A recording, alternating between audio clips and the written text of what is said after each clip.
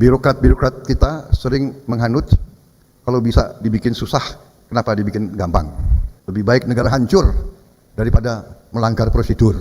Pemimpin-pemimpin politik harus punya will, kehendak untuk tidak mengkriminalisasi para pelaku, para pimpinan eksekutif di lapangan yang ingin mengejar keberhasilan untuk bangsa dan rakyat Indonesia.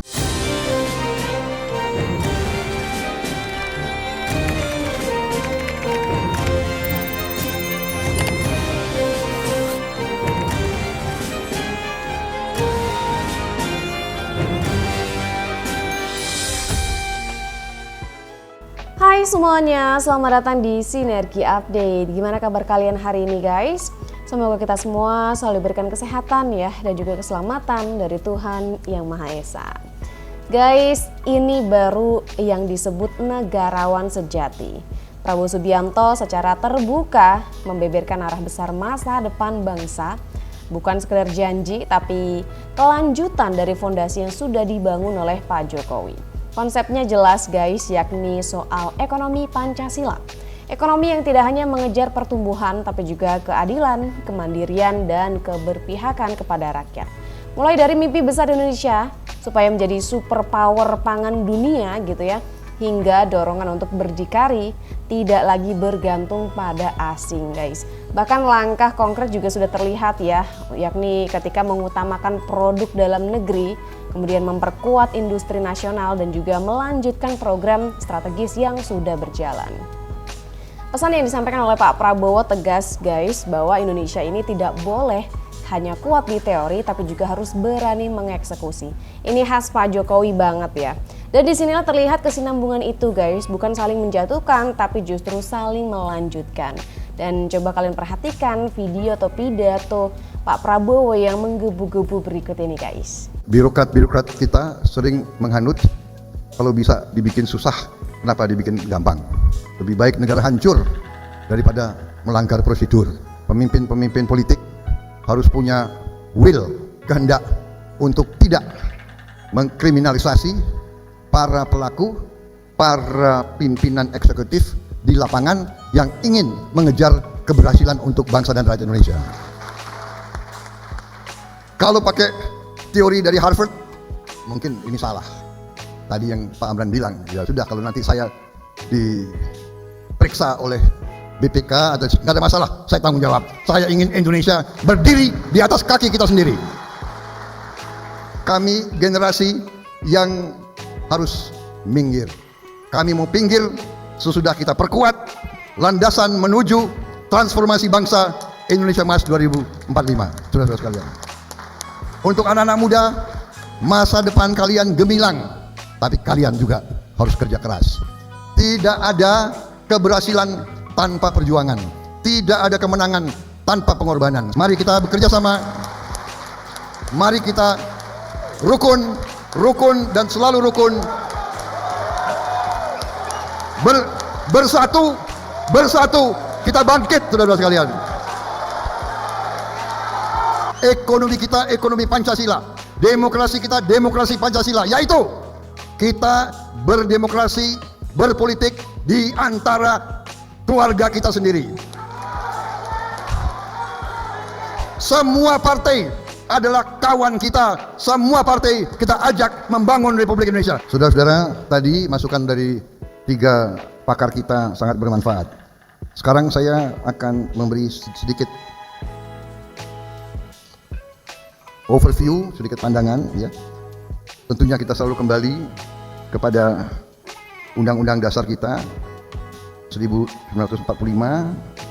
Kita harus selalu berpijak dari landasan kita, yaitu pembukaan Undang-Undang Dasar kita, di mana sangat jelas tujuan nasional kita dicantumkan. Tujuan nasional pertama, melindungi segenap bangsa Indonesia dan seluruh tumpah darah Indonesia. Kemudian memajukan kesejahteraan umum, mencerdaskan kehidupan bangsa, kemudian melaksanakan ketertiban dunia yang berdasarkan kemerdekaan, perdamaian abadi dan keadilan sosial. Saudara-saudara, saya kira kita sudah memahami benar-benar bahwa negara kita sangat besar, negara kita diberi karunia yang sangat besar oleh Yang Maha Kuasa, kekayaan kita luar biasa, sehingga sangat mungkin kita mencapai apa yang kita cita-citakan, yaitu yang kita sebut Indonesia Emas 2045. Target Indonesia Emas 2045 yaitu setelah 100 tahun kita mulai merdeka atau menyatakan kemerdekaan, target kita dari sekarang apa yang sudah kita capai, PDB nominal kita 1,3 triliun, target dari RPJPMN adalah 9,8 triliun. Kemudian yang sekarang kita ranking PDB dunia adalah 16 besar dunia, target kita adalah menjadi 5 besar dunia. Kemudian gross national income kita per kapita dari sekarang 4.580 US dollar, target kita ingin mencapai US dollar 30.000 US dollar per kapita, yang artinya kita menjadi negara maju, negara berpenghasilan tinggi, bukan kita terperangkap dalam suatu jebakan atau trap, middle income trap. Tapi tadi disebut oleh para pakar, untuk mencapai ini kita butuh pertumbuhan rata-rata 6% selama 20 tahun, kalau bisa 7%. Tadi dari paparan dari Pak Amran Sulaiman sebenarnya sangat membesarkan hati kita semua. Dari paparan Pak Amran sangat visible bahwa kita menjadi superpower pangan dunia. Beliau bukan ahli teori, beliau pelaksana, pelaku, dan telah berhasil. Memang banyak masalah kita. Tadi juga pemapar terakhir juga menyampaikan, ya, birokrasi kita luar biasa, ya.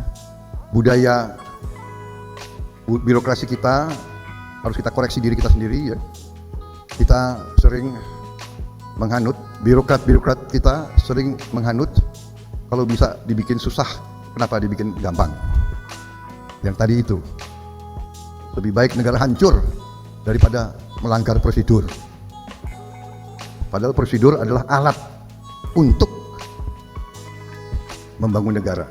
Jadi disinilah kita harus cari suatu pendekatan yang berorientasi kepada hasil.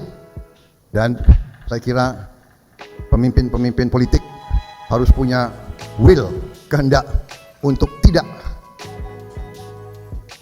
mengkriminalisasi para pelaku, para pimpinan eksekutif di lapangan yang ingin mengejar keberhasilan untuk bangsa dan rakyat Indonesia.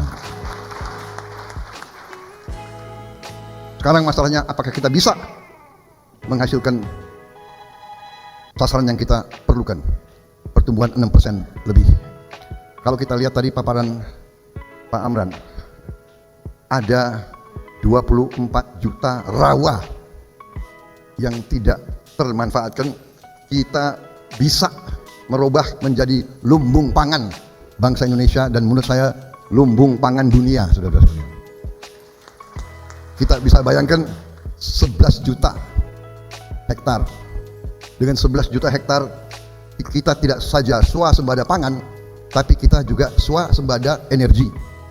Dan juga kita bisa memiliki energi terbarukan, karena ini akan terus-menerus kita bisa produksi, dan bisa mengurangi pencemaran lingkungan. Karena ini adalah dari tanaman, ini adalah biofuel. Saudara-saudara, sekarang kalau kita lihat bagaimana kita akan mencapai langkah-langkah ke depan, kita bisa lakukan itu terus terang saja karena fondasi kuat di bidang ekonomi yang telah dibangun oleh kepemimpinan Presiden Joko Widodo. Di Indonesia kadang-kadang kita tidak berjiwa besar untuk mengakui keberhasilan anak bangsa kita sendiri. Saya tidak tahu dari mana budaya kita, ya kan? Kita kadang-kadang terlalu kagum dengan orang asing, prestasi asing. Kalau ada prestasi bangsa kita sendiri, kita seolah kurang mau hormat, kurang mau mengakui, dan bahkan condong untuk mencari kelemahan-kelemahan. Kelemahan pasti ada. Kalau kita lihat dari PDB nominal kita 2014, dari 890 miliar US dollar sekarang 1,3 triliun. Tapi tidak ada yang, atau sedikit yang menganggap bahwa ini prestasi. Banyak negara itu sekarang dilanda perang saudara. Dengan perang saudara di Sudan, di Somalia, di Libya, di Mali, bagaimana bisa mencapai pertumbuhan PDB? Jadi untuk mencapai pertumbuhan PDB memang dibutuhkan suatu klimat, suatu suasana, suatu keadaan yang tenang. Hanya dengan ketenangan, hanya dengan perdamaian bisa ada pertumbuhan. Ini adalah prestasi kepemimpinan nasional, saudara sekalian. Dari gross national income kita per kapita 2014 3.600 naik jadi 4.580. Jumlah penduduk miskin menurun. Neraca perdagangan dari minus tahun 2014 sekarang surplus 54 miliar. Cadangan devisa juga naik 137 miliar dolar sekarang. Ini suatu terobosan, saya kira suatu prestasi, dan ini terus terang aja juga hasil daripada kebijakan-kebijakan, langkah-langkah gubernur-gubernur bank sentral kita. Ya, jadi ini menunjukkan kalau semua komponen, semua elemen bekerja sama dengan baik, kita bisa merubah arah pembangunan kita. Saya masih ingat kalau kita lihat angka-angka tahun 90-an, selalu cadangan devisa kita tidak pernah di atas 50 miliar dolar. Tidak pernah, jarang sekali. Dan itu kerentanan, bahkan bisa kita nilai bertahun-tahun terjadi apa yang kita sebut net outflow of national wealth.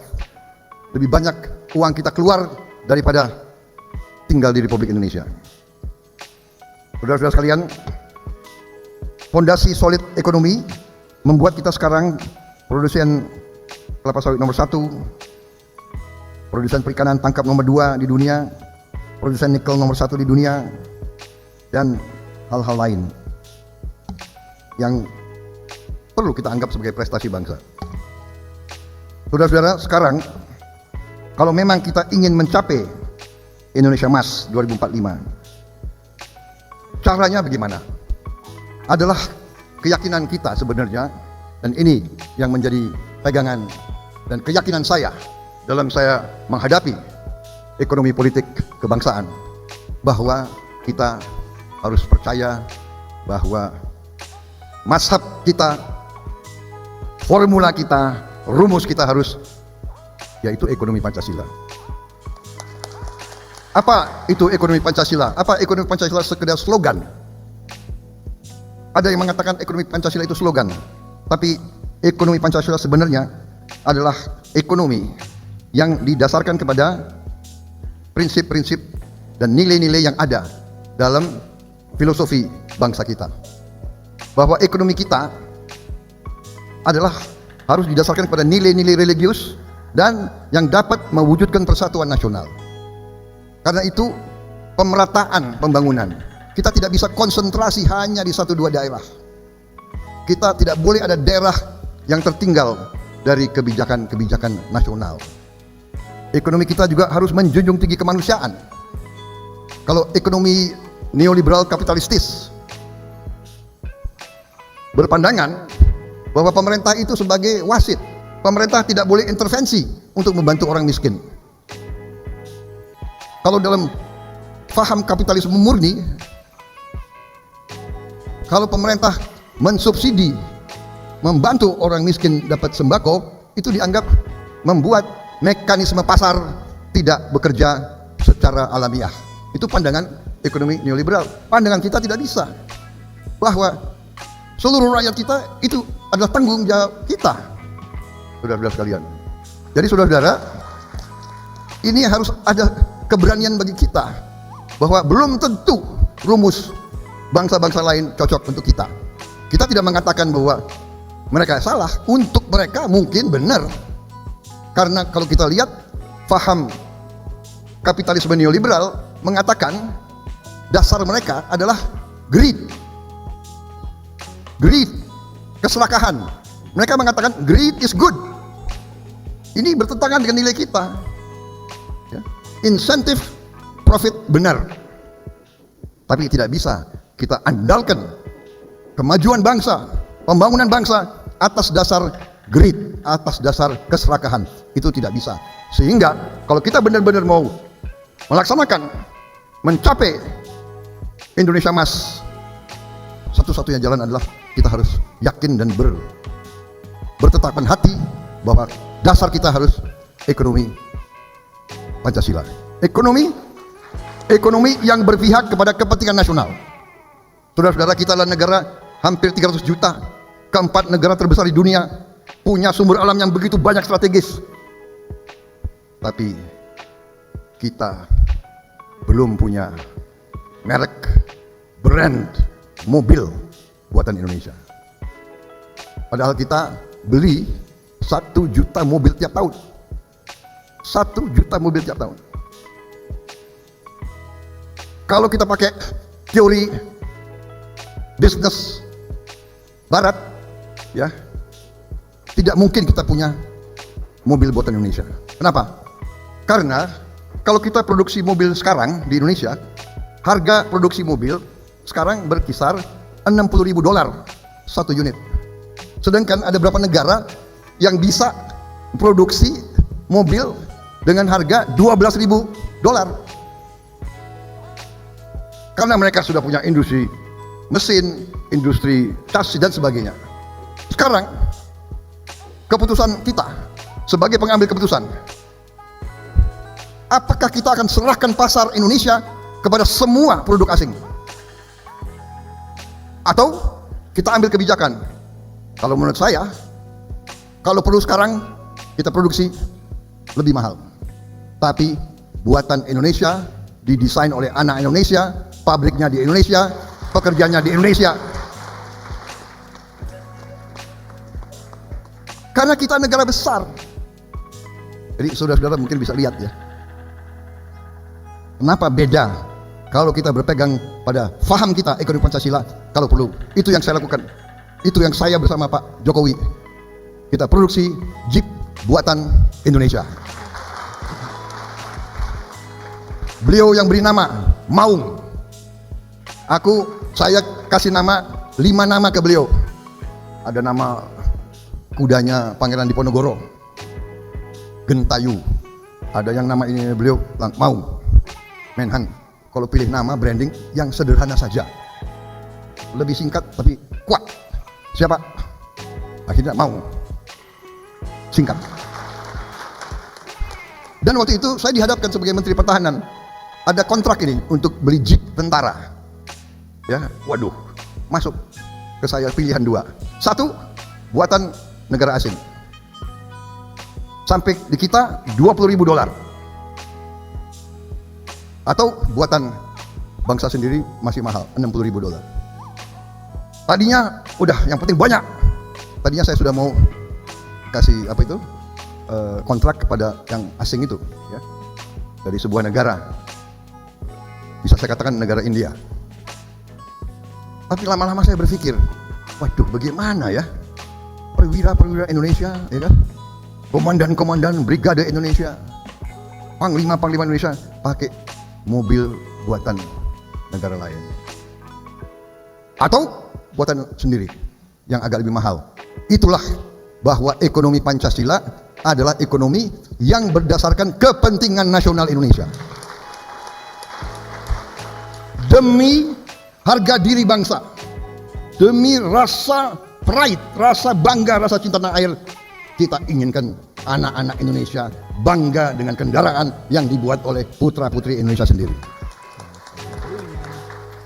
Kalau pakai teori dari Harvard, mungkin ini salah. Tadi yang Pak Amran bilang, ya sudah, kalau nanti saya diperiksa oleh BPK atau nggak ada masalah, saya tanggung jawab. Saya ingin Indonesia berdiri di atas kaki kita sendiri. Ekonomi kita juga harus ekonomi yang egaliter dan kerakyatan. kebijakan-kebijakan kita harus berorientasi kepada rakyat banyak. Yang terakhir, ekonomi kita harus berkeadilan sosial.